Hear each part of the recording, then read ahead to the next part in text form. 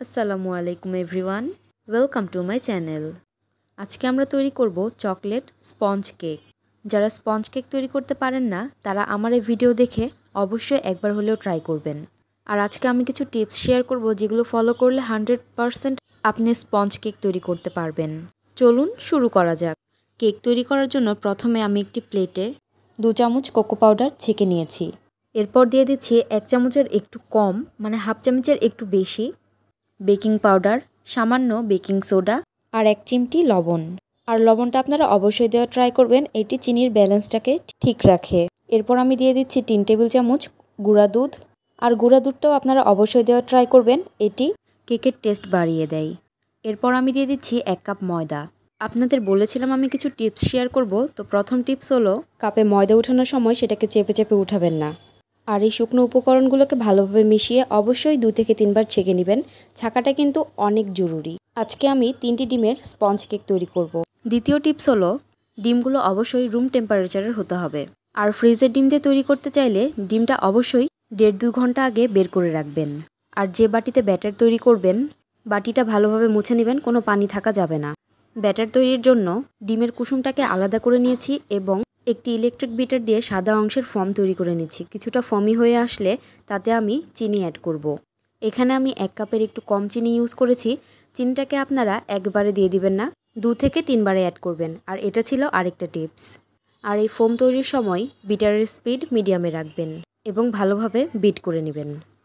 চিনির দানাগুলো যখন ভালোভাবে মিশে যাবে তখন আমরা আলাদা করে রাখা ডিমের কুসুমগুলো একটা একটা করে দিয়ে দিব। একেবারে সবগুলো দিব না, আমি এখানে 2 বারে অ্যাড করে দিয়েছি। প্রথমে একটা দিয়েছি, পরে 2টা কুসুম অ্যাড করে দিয়েছি। এবার ডিমের কুসুমগুলো দিয়ে ভালোভাবে মিক্সড করে নিতে হবে। একটা স্মুথ টেক্সচার না আসা পর্যন্ত এটাকে বিট করতে থাকবো। তো আমি এখানে ডিমের কুসুম দেওয়ার পর প্রায় 2 মিনিট বিট করে নিয়েছি। একটা দাগ দেওয়ার পর দেখছেন ব্যাটারটি মিশে যাচ্ছে না। তো এই পর্যায়ে আপনাকে বুঝতে হবে আপনার ব্যাটারটি হয়ে গিয়েছে। তো এরপর আমি এখানে 1 চামচ ভ্যানিলা এসেন্স, হাফ চামচ ব্যানানা ফ্লেভার অ্যান্ড কিছুটা চকলেট অ্যাড করে দিয়েছি।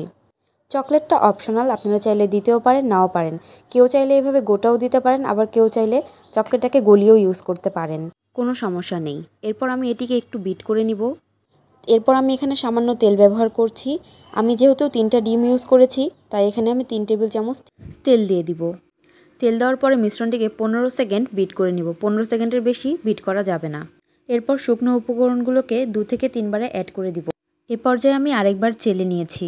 এরপর এগুলোকে ব্যাটারের সাথে আলতোভাবে মিশিয়ে নিতে হবে, তাড়াহুড়ো করা যাবে না, তাহলে ব্যাটারের ফমিভাব নষ্ট হয়ে যাবে, তখন কেক হার্ড হয়ে যাবে। শুকনো উপকরণগুলোকে মেশানোর পর যদি ব্যাটারটি হার্ড মনে হয় তাহলে আপনারা সেখানে সামান্য দুধ বা পানি অ্যাড করে দিবেন, তাহলে ব্যাটারের টেক্সচারটা ঠিক হয়ে যাবে। তো আজকে আমি কেকটি চুলায় তৈরি করব। এর জন্য আমি একটি মোল্ডে বেকিং পেপার লাগিয়ে নিয়েছি এবং এর উপর সামান্য অয়েল ব্রাশ করে দিয়েছি। এরপর আমি ব্যাটারটিকে মোল্ডে ঢেলে নিয়েছি। এরপর আমি চুলায় একটি পাতিল বসিয়ে দিয়েছি এবং তাতে স্ট্যানার দিয়ে ঢাকনা দিয়ে ঢেকে 8 থেকে 10 মিনিট চুলার জাল বাড়িয়ে রেখে দিব। 8 মিনিট পর মোল্ডটি চুলায় বসিয়ে দিয়েছি এবং চুলার আঁচ একদম লো করে দিয়েছি। তবে খেয়াল রাখবেন ঢাকনা দিয়ে কোনো প্রকারের বাতাস যেন ভেতরে না ঢোকে। তো আমার কেকটি হতে সময় লেগেছে 30 মিনিট। আপনাদের আরও কম বা বেশি সময় লাগতে পারে। একটা কাঠি দিয়ে আপনারা চেক করে নেবেন, কাঠিটা যদি ফ্রেশ আসে তাহলে বুঝবেন আপনাদের কেকটি হয়ে গিয়েছে। মাশাআল্লাহ, দেখুন আমার কেকটি কতটা স্পঞ্জি হয়েছে। ভিডিওটি যদি ভালো লেগে থাকে তাহলে অবশ্যই লাইক, কমেন্ট এবং শেয়ার করতে ভুলবেন না। আর আপনারা কী ধরনের রেসিপি দেখতে চান অবশ্যই আমাকে কমেন্ট করে জানাবেন। আর আমার চ্যানেলটি অবশ্যই সাবস্ক্রাইব করতে ভুলবেন না। Thanks for watching.